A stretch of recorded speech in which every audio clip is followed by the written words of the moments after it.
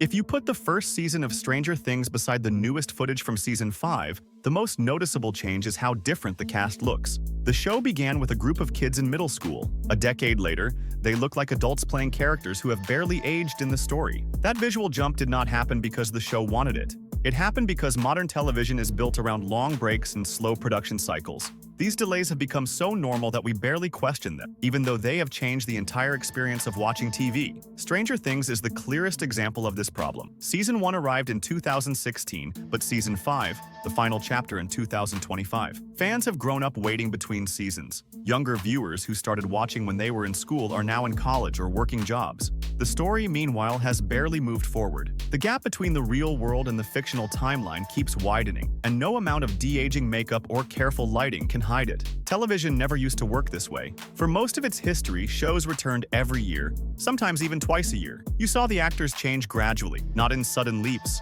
The characters felt close. The world felt active. Now, even the biggest shows disappear for long stretches. You finish a season, wait 2 or 3 years, and by the time it returns, you need a recap because you can barely remember what happened. These gaps do not only affect continuity, they also distort the relationship between audiences and the story. Stranger Things has some of the strongest cultural influence of any modern show, yet even it struggles to maintain that presence during long breaks. Season 5 will likely dominate conversation for a few weeks when it arrives, but the momentum fades fast when people binge everything in a weekend and move on. This is not because viewers have changed. It is because studios have built a production system that guarantees long delays, prestige-level visual effects, extended shoot schedules, and increasingly complex action scenes push timelines farther and farther out. Stranger Things, which started as a mid-budget nostalgia show with a clear point of view, is now produced almost like a blockbuster film split into episodes. At first, that shift felt exciting. Now, the cost is becoming clear. Season 5 has taken so long to produce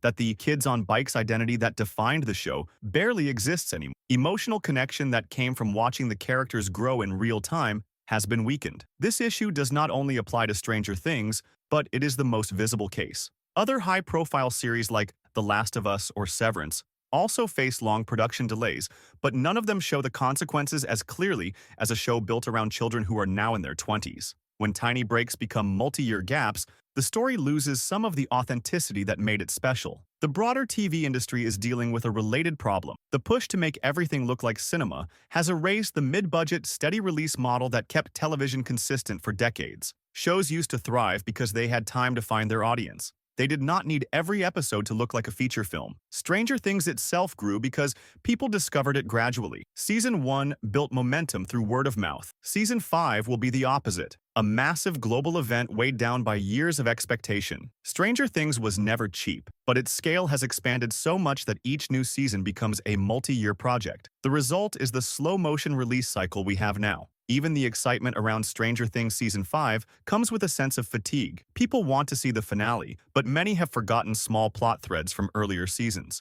Others feel disconnected after years without new episodes. The show still matters, but its cultural gravity is not as strong as it once was. There is a clearer, simpler path forward. Television needs more projects built on reasonable budgets, manageable schedules, and consistent output. Shows that do not rely on massive effects or extended shooting locations can return every year and hold the attention of their audience. There are modern examples that prove this is possible. The Bear has released 4 seasons within 3 years. Star Trek: Strange New Worlds has kept yearly seasons without sacrificing quality. These productions understand something essential. Connection matters more than spectacle. If Stranger Things had followed a similar model early on, the cast would still look close to the ages of their characters. Instead, the series has become a symbol of what happens when production ambitions grow faster than the story itself. Tell me what you expect from Stranger Things Season 5 in the comments. And if you want more breakdowns like this one, hit like and subscribe.